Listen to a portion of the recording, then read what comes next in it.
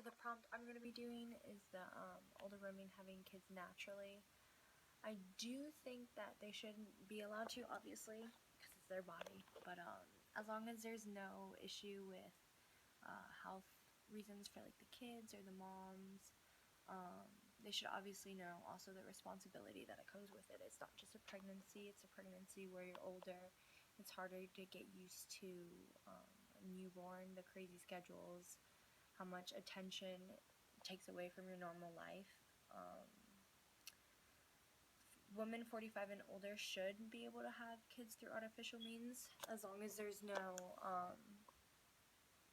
health risks for the kid and mom as well. I actually think it's a really great thing. One of my biggest fears is that I can't have kids, and knowing that there's something out there like that can help people is really, really great. I can even imagine not being able to have kids. It must be really hard. So it's really good that there's something out there that gives someone the hope of being able to have their kids. The pros, obviously, they can have the kids, which is what we're trying to do. In cons, it's really, really expensive, and it's not always effective. I know when you do it, the majority of people have to do it 2 or 3 times to actually be effective. I do think it's ethical. That's like saying that a heart pump isn't ethical, or taking your medicine, I feel like, because it's just taking science and applying it to a person's life so that they're able to overcome like health problems to do in life. I think it's awesome that it's possible. I think that there used to be a stigma for this when it like first started coming out. Well, not first started coming out, but when it was first like brought up in movies and stuff. I know it was like the petri dish babies and, oh, you were made in a plate, whatever. But I think now there isn't really any stigmas involved with it. Everyone that I've talked to or have heard conversations about, it's very normal. You can't have kids, okay, you're going to try in vitro, and if that doesn't work, then adoption. But in vitro is usually the first way to do it. Obviously, if you have some money, because you have to have money to do it, because it is expensive. Birth control for teenagers, I do think that there should be birth control for teenagers. It's giving them that fail-safe, because they're obviously going to do it. You can't stop them from doing it. So it's a way for them to protect themselves. Obviously, they can still get STDs and all of that lovely stuff, but it's taking away one of the big things, one of the big problems away is them not having babies.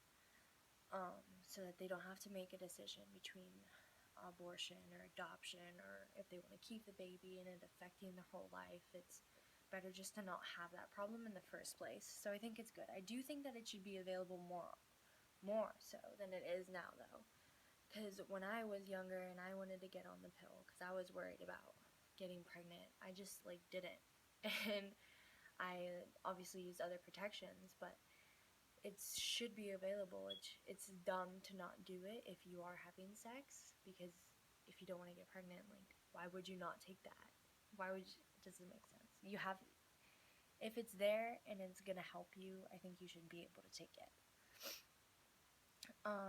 For any age, obviously you don't want to do it too young, like 14, 13, that's crazy. You should not be having sex at 13 and 14. And of course, older people, obviously, they should be allowed to. I know my mom's on it, which is really, really gross. Don't want to think about that, but whatever. Obviously, they should be allowed to. Pros, it protects people, especially people who can't control themselves, like teenagers, so that's why it should be available to teenagers, because they're the ones who are the worst with it.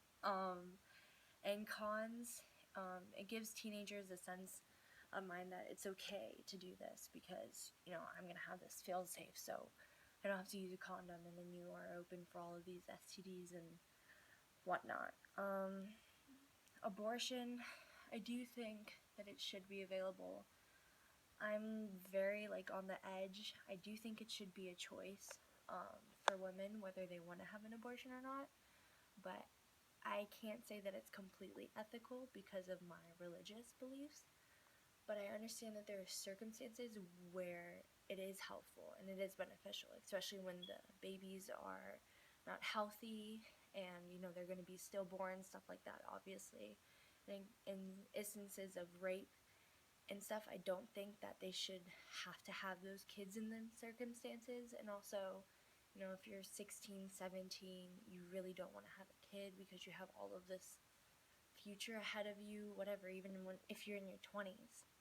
I think that should be a personal decision, but I don't know if I would say it's ethical or not. I'm not there yet.